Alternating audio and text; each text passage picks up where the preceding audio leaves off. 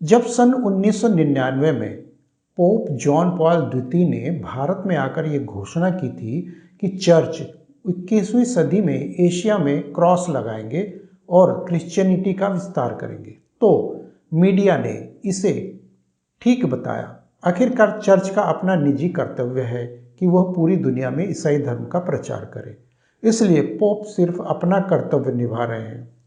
और जब इधर जाकिर नाइक या फिर उसके जैसे दूसरे लोग हिंदुओं का इस्लाम में बड़े पैमाने पर रूपांतरण करवाते हैं, तो वही मीडिया उन्हें या तो अनदेखा कर देता है या फिर दुनिया को बताता है कि ये उस धर्म का निजी मामला है।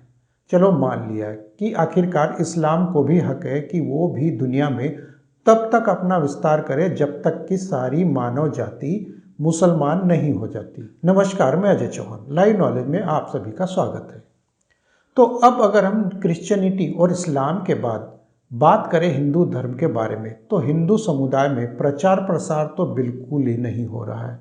लेकिन यहाँ भी एक ऐसा समूह तो है जो उन लोगों में से कुछ को घर वापसी के नाम पर वापस लाने का प्रयास कर रहा है, जो कि हिंदू धर्म से बाहर हो गए थे।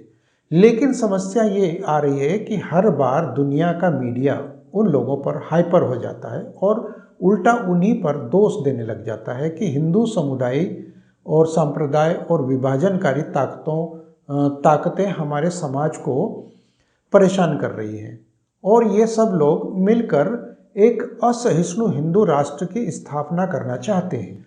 दुनिया भर के उस हाइपर मीडिया के साथ साथ खुद भारतीय टीवी चैनलों और अखबारों का रोल भी उस पर विरोध में सबसे अधिक देखने को मिलता है। भला दुनिया भर के मीडिया को आखिर ये गलत क्यों लगता है, जबकि सच्चाई इसके एकदम उल्टी है। तीनों धर्मों में से केवल हिंदू धर्म या सनातन धर्म ही ऐसा है जो विभाजनकारी नहीं है और न ही सांप्रदायिक है। केवल सनातन धर्म ही है जो सभी को परिवार के रूप में मानता है, वसुधैव कुटुंबकम, यानी बिना किसी भेदभाव के। इसके विपरीत यानी कि इसके उलट ईसाई धर्म और इस्लाम धर्म, जो धर्म के क्षेत्र में मात्र कुछ हजार साल पहले ही आए हैं, फिर भी वे मानवता को आस्तिकों और नास्तिकों में विभाजित करते हैं। उनकी नज़र में आस्तिक सही है और नास्तिक गलत है। आस्तिकों को भगवान से प्यार है, इसलिए वे स्वर्ग में जा सकते हैं, लेकिन नास्तिक भले ही एक साधारण जीवन जीते थे, फिर भी उन्हें भगवान के द्वारा व्यक्तिगत रूप से नरक में फेंक दिया जाता है। और इस बात में हद तो यह है कि ये सभी दावे बिना किसी सबूत के किए जाते हैं।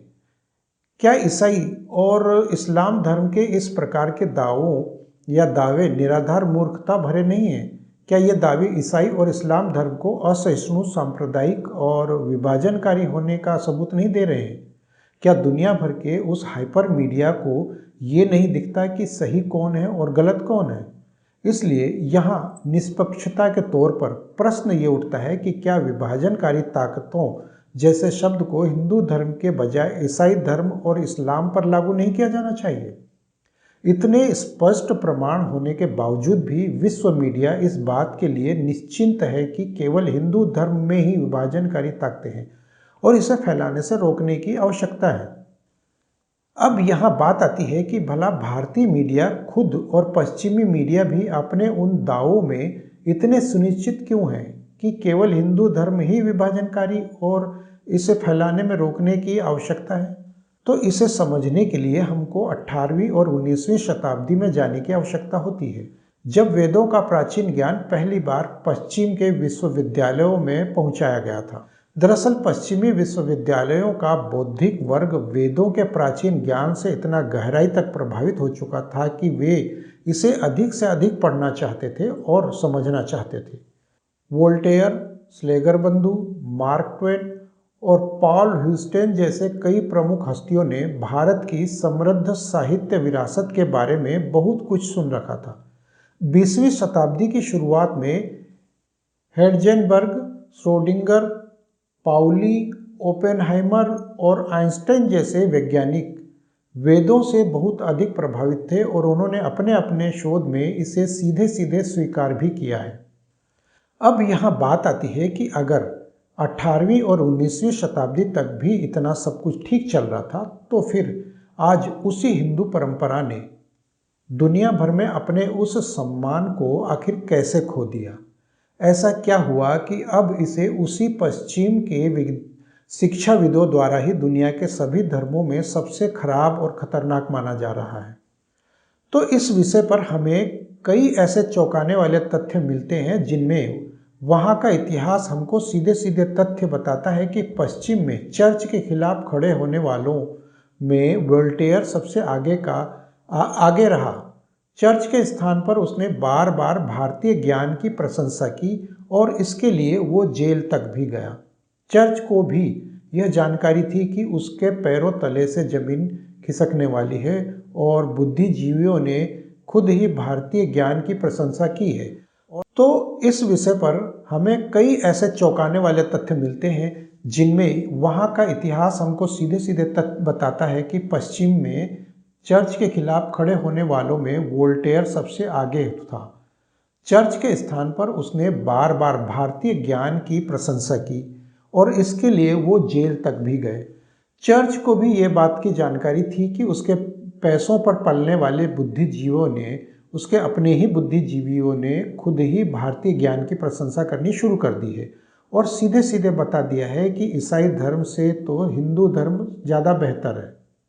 उधर चर्च को खुद महसूस होने लगा था कि उसका सबसे बड़ा खतरा हिंदू धर्म होता जा रहा है और अगर ऐसे ही चलता रहा तो एक दिन हिंदू धर्म का प्रचार प्रसार उसके चर्च में एकत्र होने वाली भीड़ को खो देगा। ऊपर से उन लोगों ने अपने उन लोगों को भी दंडित करने की उस शक्ति को खो दिया था जो चर्च से असहमत होने की हिम्मत करते थे। इसलिए यहाँ ये बात एकदम साफ साफ समझ में आ जाती है कि चर्च की शक्तियों के सहयोग से ही पश्चिमी श्रेष्ठता और क्रिश्चियनिटी के अस्तित्व को बनाए रखने के लिए केवल और केवल भ्रम और षड्यंत्रों के सहारे ही हिंदुत्व पर हावी हुआ जा सकता है। आज वे चर्च खुद दुनिया भर के बच्चों को हिंदू धर्म के बारे में नकारात्मक पहलुओं को तोड़ मरोड़ कर पेश कर रहे हैं और यही कारण रहा है कि क्रिश्चियनिटी और इस्लाम ने मिलकर भारत की उस महान सभ्यता और साहित्यिक विरासत को समाप्त करने के लिए एक से बढ़कर एक रणनीतियाँ विकसित की और आज भी उन्हीं रणनीतियों पर वे लोग काम कर रहे हैं।